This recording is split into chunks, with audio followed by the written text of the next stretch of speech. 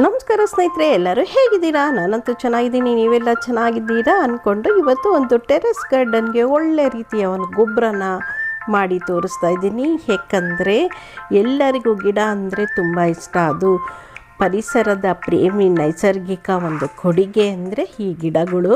ಗಿಡ ತುಂಬ ಹೂ ಬೇಕು ಅಂದರೆ ಈ ರೀತಿ ಗೊಬ್ಬರ ಮಾಡಿಕೊಳ್ಳೇಬೇಕು.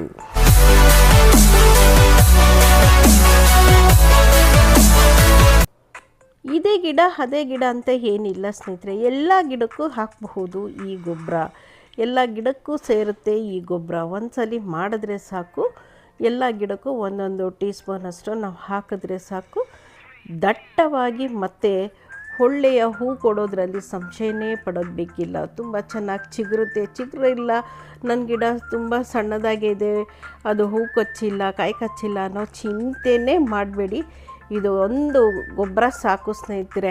ಅದರಲ್ಲೂ ಇವಾಗ ತುಂಬ ಮಳೆ ಬರೋದ್ರಿಂದ ಏನು ಮಾಡಬೇಕು, ನಾವು ಈ ರೀತಿಯೇ ನಾವು ಪುಡಿ ಗೊಬ್ಬರನ ಹಾಕಬೇಕು. ಲಿಕ್ವಿಡ್ ಗೊಬ್ಬರನ ನಮ್ಮ ಗಿಡಗಳಿಗೆ ಕೊಡಬಾರ್ದು. ಯಾಕಂದರೆ ಮಳೆ ಬರೋದು ಅದೇ ನೀರು ಹೆಚ್ಚಾಗೋಗಿರುತ್ತೆ. ನಾವು ಮತ್ತೆ ನಮ್ಮ ಗಿಡಗಳಿಗೆ ಹಾನಿ ಮಾಡೋದು ಸರಿ ಇರಲ್ಲ. ಅದಕ್ಕೆ ಈ ರೀತಿ ಒಳ್ಳೆಯ ಒಂದು ಗೊಬ್ಬರ ಕೊಟ್ಟರೆ ನಮ್ಮ ಗಿಡದಲ್ಲಿ ಸದಾ ಹೂ ಇದ್ದೇ ಇರುತ್ತೆ. ಕಾಯಿ ಅಂದರೆ ಕಾಯಿ, ಸದಾ ಕಾಯಿ ಇದ್ದೇ ಇರುತ್ತೆ ಸ್ನೇಹಿತರೆ. ಅದಕ್ಕೋಸ್ಕರ ಈ ರೀತಿ ಒಂದು ಗೊಬ್ಬರ ಮಾಡಿ ನಿಮಗೆ ತೋರಿಸ್ತಾ ಇದ್ದೀನಿ. ನಮ್ಮ ಸುಂದರಿ ನೋಡಿ, ಕಾಯಿ ಮೊಗ್ಗೆಲ್ಲ ಹಿಡ್ಕೊಂಬಿಟ್ಟಿದ್ದಾಳೆ. ಎಷ್ಟು ಕಾಯಿ ಮೊಗ್ಗು ಇನ್ನೂ ಹರಡಿಲ್ಲ. ಪುಟಾಣಿಯಾಗಿ ಉದ್ದ ಇದ್ದಾಳೆ. ಸಣ್ಣ ಸಣ್ಣ ಮಕ್ಕಳು ಕೆಳಗಡೆ ಇದ್ದಾರೆ.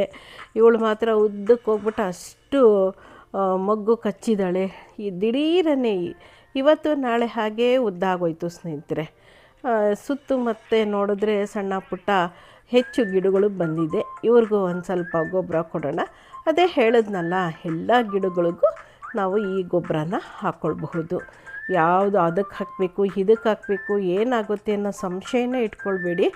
ಎಲ್ಲ ಗಿಡಕ್ಕೂ ಒಂದೊಂದು ಟೀ ಸ್ಪೂನ್. ಅದು ಮಳೆಗಾಲದಲ್ಲಂತೂ ಈ ರೀತಿ ಡ್ರೈ ಗೊಬ್ಬರನೇ ಆಗಿರಬೇಕು, ಒಣ ಗೊಬ್ಬರ ಇದು. ನಾವೇನಾದ್ರು ಲಿಕ್ವಿಡ್ ಗೊಬ್ಬರ ಹಾಕಿದ್ರೆ ನಮ್ಮ ಗಿಡಕ್ಕೆ ಹಾನಿ ಆಗುತ್ತೆ. ಪದೇ ಪದೇ ಹೇಳ್ತಾ ಇದ್ದೀನಿ. ಕೆಲವರು ಇದನ್ನು ನೀರನ್ನ ಮಿಕ್ಸ್ ಮಾಡಿ ಹಾಕೋದು ಅದು ಇದು ಅಂತಾರೆ. ಖಂಡಿತ ಆ ರೀತಿ ಹಾಕಲಿಕ್ಕೆ ಹೋಗಬೇಡಿ.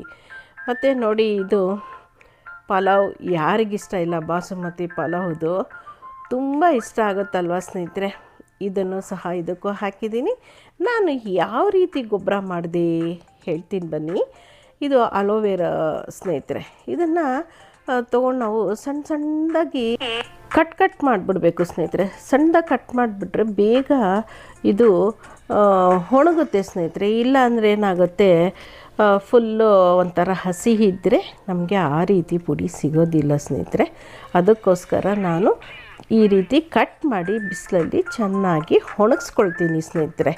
ಹಲವರು ಯಾವಾಗ ಬಿಸಿಲಿರುತ್ತೋ ನೋಡಿ ಒಣಗಿಸಿ ಡಬ್ಬಿಲಿ ಪುಡಿ ಮಾಡಿ ಇಟ್ಕೋಬಹುದು.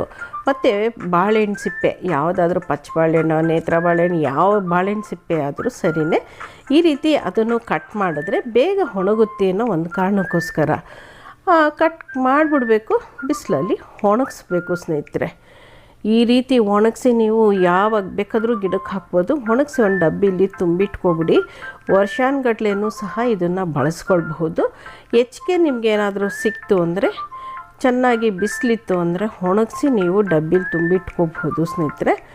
ಮತ್ತು ಈ ಏನಾದರೂ ಸಣ್ಣ ಪುಟ್ಟ ಹುಳಗಳು ಏನಾದರೂ ಆಗುತ್ತೆ ನಮ್ಮ ಗಿಡಕ್ಕೆ ಅನ್ನೋದಿದ್ದರೆ, ಫಂಗಸ್ ಬರೋದು, ಸಣ್ಣ ಕೀಟಗಳಾಗೋದು ಅನ್ನೋದಿದ್ದರೆ, ಈ ಥರ ನಿಂಬೆ ಸಿಪ್ಪೆ ಇತ್ತು ಅಂದರೆ ಧಾರಾಳವಾಗಿ ಅದನ್ನು ಒಣಗಿಸಿ ಪುಡಿ ಮಾಡ್ಕೊಳ್ಬಹುದು. ಈ ರೀತಿ ನಾನು ಇದಕ್ಕೆ ಸ್ವಲ್ಪ ಮಟ್ಟಿಗೆ ಮಾಡಿ ನಿಮಗೆ ತೋರಿಸೋದ್ರಿಂದ ನಾನು ಇಷ್ಟು ಒಂದು ಕಾಯಲ್ಲಿ 2 ಹೋಳನ್ನ ಇಟ್ಕೊಂಡಿದ್ದೀನಿ. ನಿಮ್ಗೆ ಇನ್ನೂ ಬೇಕಂದರೆ ಸಾಕಷ್ಟು ಹಾಕ್ಕೊಳ್ಬಹುದು ಸ್ನೇಹಿತರೆ. ಆದರೆ ಇದನ್ನು ಚೆನ್ನಾಗಿ ಬಿಸಿಲಲ್ಲಿ ಒಣಗಿಸ್ಕೊಳ್ಬೇಕಾಗತ್ತೆ. ಒಣಗಿಸ್ಬಿಟ್ಟು ನೀವು ಪುಡಿ ಮಾಡೋದ್ರಲ್ಲಿ ಏನೂ ತೊಂದರೆ ಆಗಲ್ಲ. ಅತಿ ಮುಖ್ಯವಾದದ್ದು ಸಾಸಿವೆ ಪುಡಿ ತುಂಬ ಮುಖ್ಯ. ಸಾಸಿವೆ ಹಿಂಡಿ ಸಿಗುತ್ತೆ. ಅದನ್ನು ದುಡ್ಡು ಕೊಟ್ಟು ಕೊಂಡ್ಕೊಳ್ಳೋ ಬದಲು ಈ ರೀತಿ ಪುಡಿ ಮಾಡಿ ಇದನ್ನು ಸ್ವಲ್ಪ ಒಣಗಿಸ್ಬೇಕು. ಇಲ್ಲಾಂದರೆ ಅಲ್ಲಲ್ಲಿ ಹಂಗಂಗೆ ಒಂದೊಂದು ಬೀಜ ಉಳ್ಕೊಳ್ತು ಅಂದರೆ ಗಿಡಗಳು, ಸಾಸಿವೆ ಗಿಡ ಬಂದ್ಬಿಡುತ್ತೆ. ಅದಕ್ಕೆ ಇದನ್ನು ಚೆನ್ನಾಗಿ ಒಣಗಿಸ್ಕೊಂಡು ನಾವು ಪುಡಿ ಮಾಡಬೇಕು. ಇದು ಯಾವುದನ್ನು ನಾವು ಹುರಿಬಾರ್ದು ಸ್ನೇಹಿತರೆ. ಚೆನ್ನಾಗಿ ಒಣಗಿಸಿ ಪುಡಿ ಮಾಡಿ ಒಂದೊಂದು ಟೀ ಸ್ಪೂನ್ ನಮ್ಮ ಗಿಡಗಳಿಗೆ ಹಾಕಿದರೆ ನಮ್ಮ ಗಿಡದಲ್ಲಿ ಸದಾ ಹೂ ಇರುತ್ತೆ, ಗಿಡ ತುಂಬ ಹೂ ಇರುತ್ತೆ, ಎಲೆಗೆ ಒಂದೊಂದು ಹೂ ಇರುತ್ತೆ, ಖುಷಿ ಕೊಡುತ್ತೆ. ನೋಡಲಿಕ್ಕೆ 2 ಕಣ್ಣು ಸಾಲದು ಅಷ್ಟು ಖುಷಿ ಕೊಡುವಂತಹ ಇಂತಹ ಗೊಬ್ಬರನ ಮನೆಯಲ್ಲೇ ಮಾಡಿ. ಸಿಂಪಲ್ಲು, ಏನಿಲ್ಲ, ಮನೆಯಲ್ಲಿರೋವಂಥದ್ದನ್ನೇ ನೀವು ಒಣಗಿಸಿ ಪುಡಿ ಮಾಡಿದ್ರೆ ನಮ್ಮ ಗಿಡ ತುಂಬ ಚೆನ್ನಾಗಿರುತ್ತೆ. ಹೋಗಿ ಬರ್ತೀನಿ, ನೆಕ್ಸ್ಟ್ ವೀಡಿಯೋದಲ್ಲಿ ಸಿಗ್ತೀನಿ. ನಮಸ್ಕಾರ.